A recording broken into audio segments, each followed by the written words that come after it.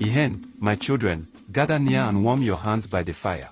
This tale I tell is not for laughter alone, but for the learning of the heart. The elders say, when a yam becomes too proud, it forgets that the hoe dug it out of the ground. So listen well, for pride is a sickness that even kings can catch. Far beyond the hills and rivers stood the kingdom of Odan, where the sun seemed to rise twice each day, once from the sky and once from the golden walls that guarded the city. The walls shone so bright that travelers said, if you have not seen Odan, you have not seen glory. Palm trees lined the roads, markets overflowed with cowries and cloth, and drums beat from dawn till dusk. It was a land of laughter and fat goats. At the center of it all sat King Adewale, the Lion of Odan. His crown glittered with rubies, his robe was stitched with feathers of rare bird. When he spoke, even the wind paused to listen. In the early days he was wise, he built roads, planted trees, gave gifts to the poor. But, wealth and praise can sweeten a man's ears until he forgets the taste of truth. Pride crept into his heart like a snake into a calabash. Soon Adewale began to think the kingdom breathed because he wore it. He looked down from his balcony at the busy market and said to himself,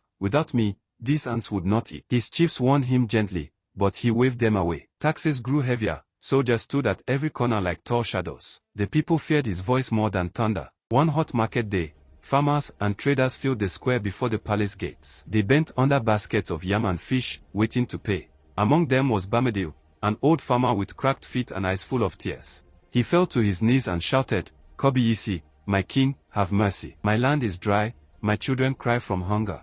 Even the gods will frown on a king who drinks palm wine while his people lick stones. The crowd held its breath. But Adewale laughed, deep and loud, shaking his golden necklace. So the chicken wants to teach the hawk to fly. Guards, take this noisy goat away. They dragged poor Bamedil off while dust rose around his struggling feet. That day, the people of Odan saw that their lion had begun to eat his own cubs. That evening in the council hall, the eldest chief, Alaro, knelt before the throne. Kabiyesi, he said softly, the drums of pride do not end in dance, they end in silence.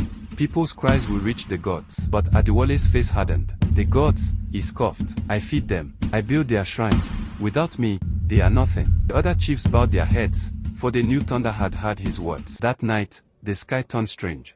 Lightning flashed though no rain fell. Dogs barked without rest, and the royal horse refused its feed. Palace women whispered, the spirits are angry. But Adewale only smiled at his reflection in a brass mirror, admiring the shine of his crown. No one can touch me, he murmured. A king's shadow is never poor. When morning came, a messenger ran breathless into the courtyard and knelt before him. Kabiyesi, he panted, a strange old woman sits by the palace gate. She begs for food and will not go away. Guards are afraid to touch her. Adewale frowned. An old beggar, he said with disgust. Her the king of Odan is no beggar's friend. Let her crawl back to the dust she came from.